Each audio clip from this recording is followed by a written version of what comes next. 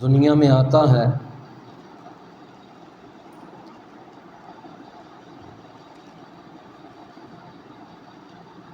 اللہ رب العزت نے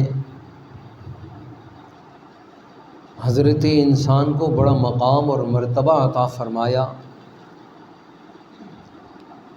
بڑی تکریم اور عزت بخشی۔ اللہ کی نگاہ میں حضرت انسان کا وہ مقام اور مرتبہ ہے، حدیث میں آتا ہے خالق فطرت نے جمعۃ المبارک کے دن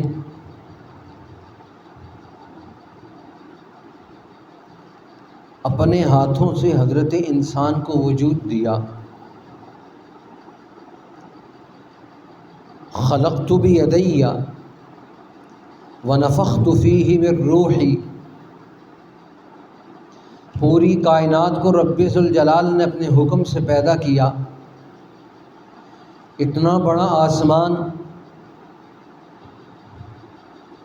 اتنی بڑی زمین، اتنے بلند و بالا پہاڑ، اتنے اتھاہ گہرائی تک ٹھاٹھے مارتے ہوئے دریا اور سمندر اور پانی،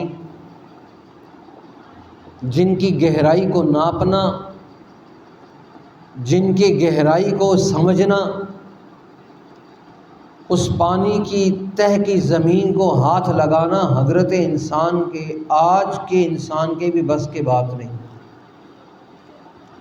ایسی دلدلیں، ایسے علاقے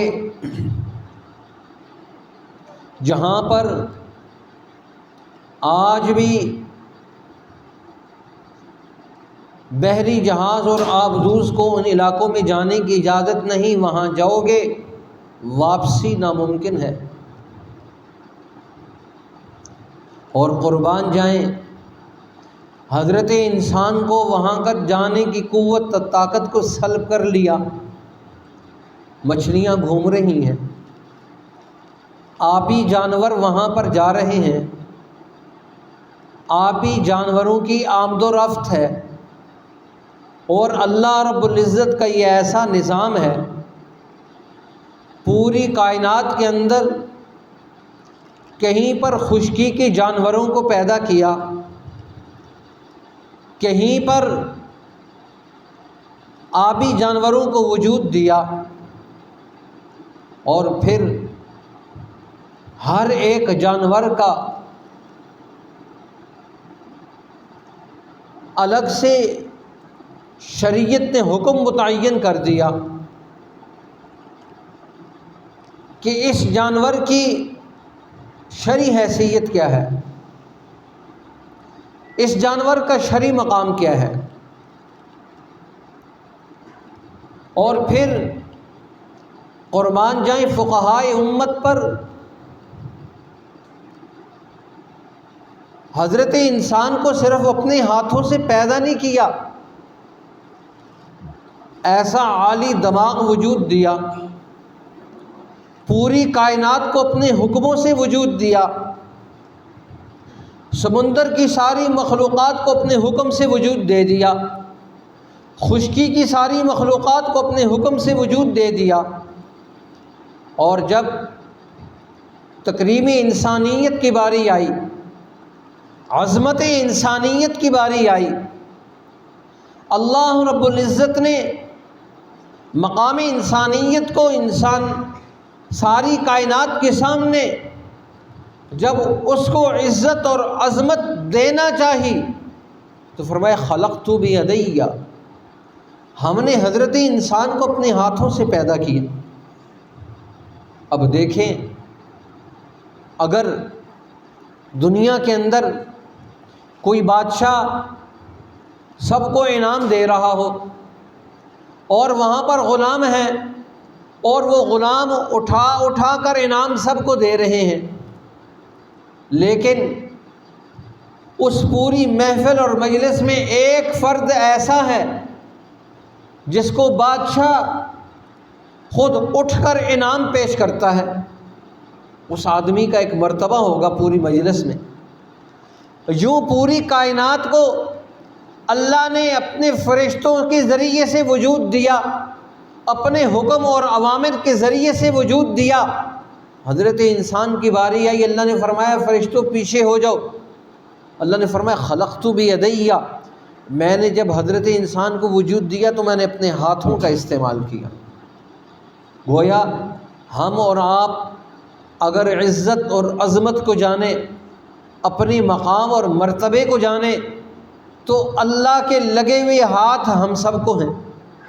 کتنی عزت ہے، بادشاہوں کا بادشاہ، احکم الحاکمین، جس نے 1,00,000 کم و بیش 24,000 انبیاء کو پیدا کیا، پوری کائناتوں کو وجود دیا۔ قیامت کی صبح تک بادشاہ پیدا کرے گا، صدور اور وزور اور وزیر پیدا کرے گا۔ کائنات کے سسٹم اور نظام کو چلانے والی وہ قوت، تنہا بادشاہ جس کا دعویٰ یہ ہے لمن الملک اليوم للہ الواحد القہار، وہ تنہا بادشاہ ہے۔ خزائن السماوات والارض، جس کے ہاتھ میں آسمان اور زمین کے خزانے ہیں۔ بدیع السماوات والارض، جو ایسی کائنات کو وجود دینے والا ہے۔ اس لیے علماء نے لکھا ہے خلق یخلق اور بدع یبدع میں فرق کیا ہے؟ خلق یخلق یہ بھی پیدا کرنا ہے، بدع یبدع یہ بھی پیدا کرنا ہے۔ خلق اور بدع کی پیدائش میں فرق کیا ہے؟ علماء امت یہ لکھتے ہیں، مفسرین یہ فرماتے ہیں خلق یخلق یہ بھی پیدا کرنا ہے، اللہ کے یہ صفت بھی ہے خلق السماوات والارض، آسمانوں اور زمینوں کو پیدا کرنے والا۔ بدیع السماوات والارض، آسمانوں اور زمینوں کو پیدا کرنے والا۔ دونوں کے معنوں میں فرق علماء نے لکھا ہے، اور عجیب فرق لکھا ہے۔ جو آدمی انجینئرنگ یونیورسٹی میں پڑھتا ہے، جو اس انجینئرنگ کے ذہن اور صلاحیت کا مالک ہے، اس کے لیے ان دو لفظوں کے اندر بہت بڑا علم کا سمندر چھپا ہوا ہے۔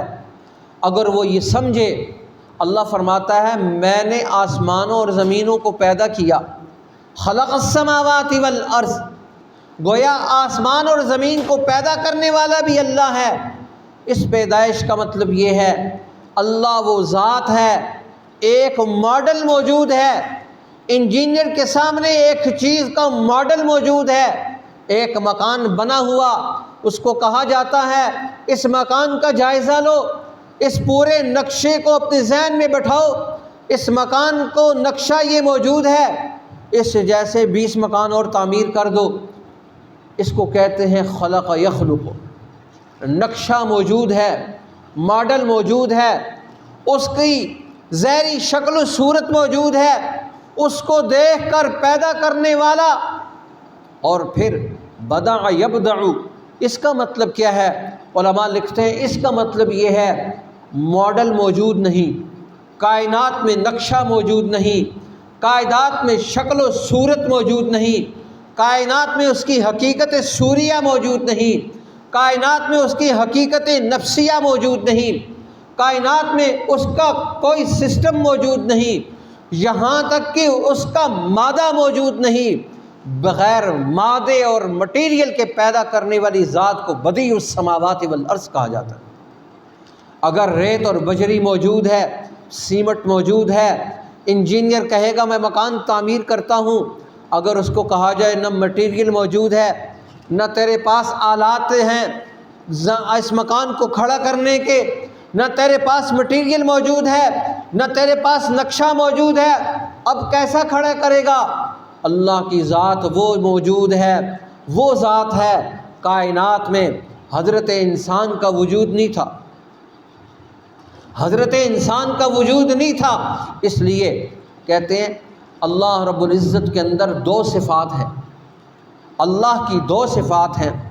اللہ کے اندر دو صفات موجود ہیں، اللہ ابدی بھی ہیں، ازلی بھی ہیں، اور حضرت انسان کے اندر ایک صفت موجود ہے، انسان ابدی تو ہے، ازلی نہیں ہے۔ اس لیے خالق اور مخلوق میں یہ بہت بڑا فرق ہے۔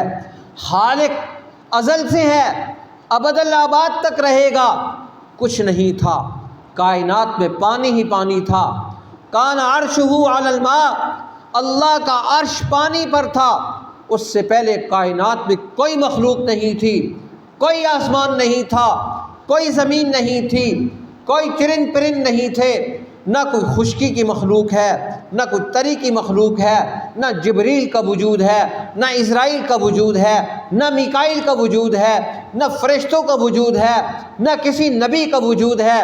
اللہ رب العزت نے اس وقت کان عرشہ علی الماء، رب کائنات کا عرش پانی پر تھا۔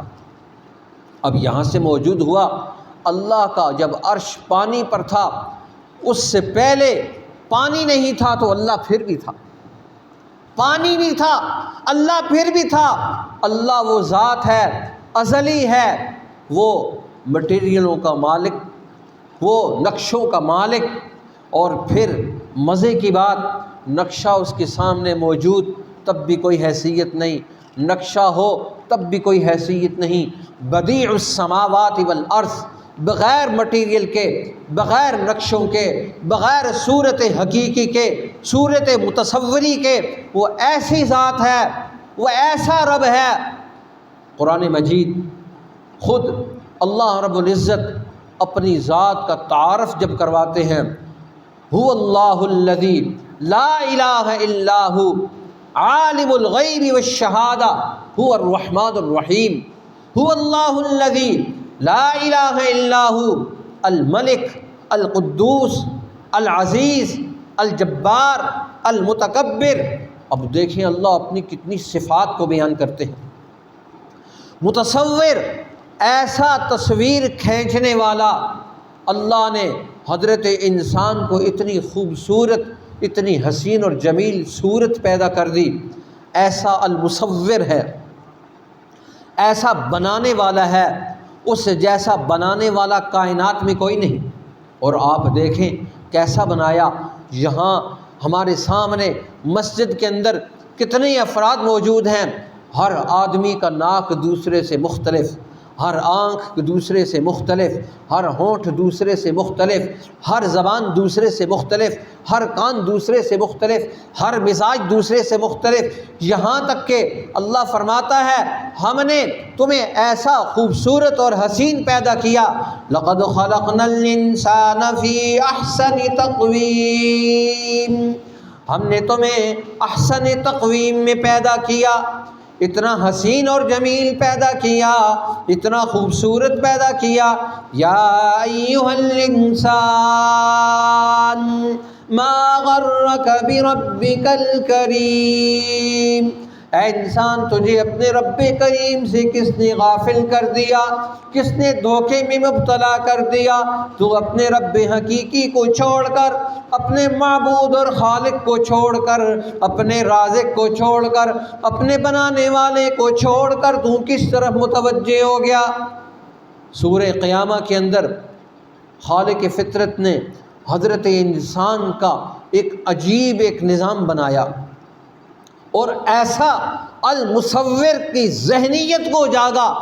کائنات کے اندر بڑے بڑے کیمرے موجود ہیں، بڑے بڑے ذہن موجود ہیں۔ اللہ فرماتے ہیں ہم نے حضرت انسان کو ایک کیمرہ ایسا دیا، آپ کو اللہ نے آنکھ دی ہے، 700 میگا پکسل کیمرہ ایک آنکھ میں فٹ کر دیا، 700 میگا پکسل کیمرہ دوسری آنکھ میں فٹ کر دیا، اور کتنی حقیقت کو واضح کر دیا۔ دنیا کے کیمرے کچھ دائروں کے بعد محدود ہو جاتے ہیں، دھندلاہٹ آ جاتی ہے، ان کی لائٹ چلی جائے تو ختم ہو جاتا ہے، دھوپ تیز ہو تو ان کی روشنی مدھم ہو جاتی ہے۔ لیکن حضرت انسان کو اللہ نے جو آنکھ کا کیمرہ دیا، اتنا حسین اور خوبصورت دیا، کیمرے کے سامنے آپ ایک تصویر رکھیں، اور حیران کن بات ہے، آپ وہی تصویر جب آپ کے سامنے آتی ہے، آپ ایک پتے کی تصویر کو کھینچے اور پھر اس کو ظاہری شکل میں دیکھیں، کیمرے کی تصویر کچھ اور ہوگی، پتا جو اپنی آنکھوں سے دیکھیں گی اس کی تصویر کچھ اور ہوگی۔ اور ہزاروں تصاویر کیمرے کے اندر کھینچیں اور آپ کو اس تصویر میں جو آپ اپنی آنکھوں سے دیکھتے ہیں کیمرے کی تصویر میں ضرور فرق ہوگا، کہیں 15-20 کا ہے، کہیں 18-20 کا ہے، کہیں 19-20 کا ہے۔ اور قربان جائیں، اللہ نے جو انسان کو کیمرہ دیا، جو آنکھ دی، جو اس کے اندر نور عطا فرمایا، جو روشنی عطا فرمائی، یہ ایسی باحیا روشنی ہے، ہزاروں رنگوں کا فرق کرتی ہے۔ کیمرے کی آنکھ جب اس کا فوٹو لیتی ہے، کھینچتی ہے، اس کے اندر حیا کی کیفیت نہیں، لیکن اللہ نے جو کیمرہ حضرت انسان کو دیا یہ حیا سے پر ہے۔ اچانک اس کے سامنے اگر کوئی ایسی چیز آ جائے جو نہ انداز ہو، نہ زیبا ہو، اچانک اس کا کیمرہ بند ہو جاتا ہے۔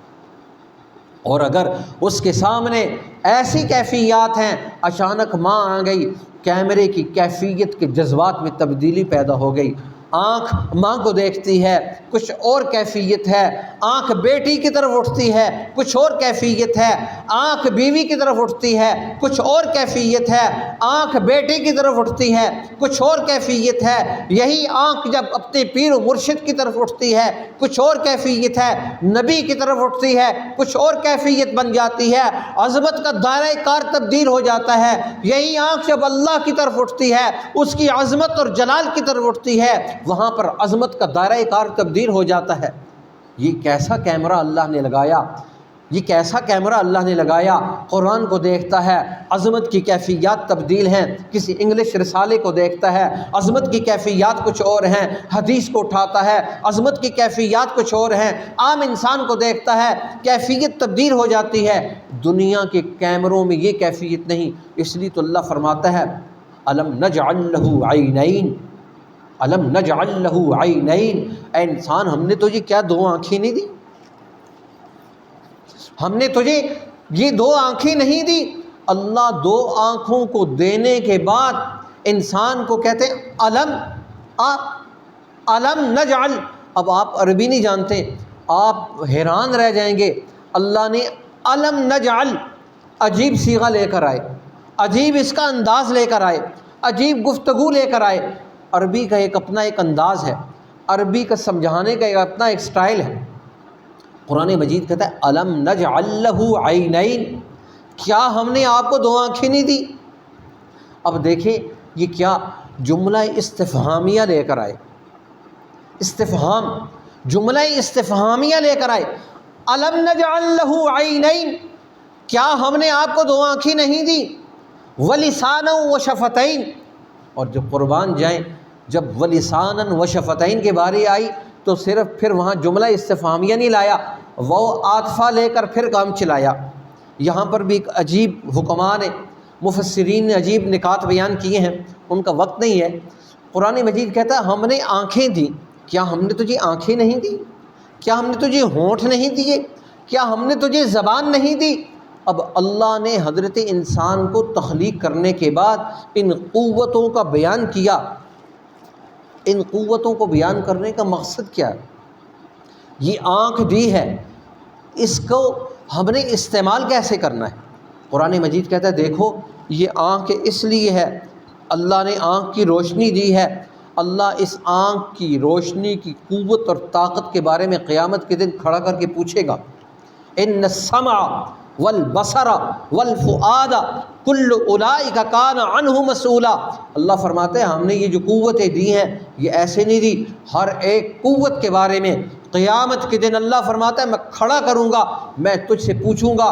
ان السمع، یہ کان صرف اس لیے نہیں تھے کہ تو گانے سنتا رہتا، یہ اس لیے نہیں تھے کہ تو غیبت سنتا رہتا، یہ اس لیے نہیں تھے تو چغلی سنتا رہتا، یہ اس لیے نہیں تھے تو انسانوں کے اوپر جب عذاب آتا، انسانوں کے اوپر ظلم ہوتا تو ظالم کو دیکھتا ہے ظلم کرتا ہوا، اپنی آنکھوں میں انگلی ٹھونس کر سامنے سے نکل جاتا ہے۔ اللہ فرماتا ہے ان السمع، یاد رکھنا یہ کان اس لیے تھے، میں نے تمہیں سننے کے لیے دی تھے۔ ظالم جب مظلوم پر ظلم کرتا تیری کانوں کے اندر اس کی آواز جوں تک نہ رینگتی، تیرے کانوں کے اندر اس کا شور و شغم نہ پیدا ہوتا۔ تیرے کان اس لیے تھے تو مظلوم کی آواز پر اپنے کان کی آواز کو لگاتا۔ تیرے اندر یہ جو سماعت کی قوت ہے، یہ جو کانوں کی قوت ہے، اس کانوں کی قوت کو تو نے مظلوم کے حق میں کبھی استعمال نہیں کیا، قرآن کی آواز پر کبھی استعمال نہیں کیا۔ اذان کی آواز پر تیرے کان کیوں نہیں کھڑے ہوئے؟ مظلوم کی آواز پر تیرے کان کیوں نہیں کھڑے ہوئے؟ قرآن کہتا ہے یہ جو قوتیں ہیں، یہ جو طاقتیں ہیں، ان السمع والبصر، یہ آنکھ کی قوت، تو ظالم کو دیکھتا ہے، ظلم کر رہا ہے، بربریت کے پہاڑ توڑ رہا ہے، انسانوں کے اوپر ظلم کی انتہا کر دی۔ تیری آنکھ دیکھ رہی ہے، تیرا کان سن رہا ہے، تیری زبان جو اللہ نے تجھے دی ہے 6 7 8 انچ کی، تیری زبان خاموش تھی، گنگ تھی۔ اللہ فرماتا ہے میں پوچھوں گا، میں پوچھوں گا، میں سوال کروں گا۔ یاد رکھنا، ان السمع والبصر والفؤاد، یہ دل اس لیے تھا تیرے اندر تڑپ پیدا ہو جاتی۔ والفؤاد، فؤاد کہتا ہے انجائنے کو، جب انسان کے دل میں انجائنے کا درد ہوتا ہے، وجع الفواد ہوتا ہے، اللہ فرماتا ہے تیرے دل کے اندر درد نہیں پیدا ہوا مظلوم پر، مظلوم کے ظلم پر تیرے دل کے اندر کڑنی نہیں پیدا ہوئی۔ اس لیے کہتا ہے ایمان کے 3 درجے ہیں۔ آدمی اگر کہیں پر کسی ظلم کو دیکھے، ظلم کو دیکھے، فرمایا سب سے بڑی چیز یہ ہے انسان ہاتھ سے ظلم کو روکے۔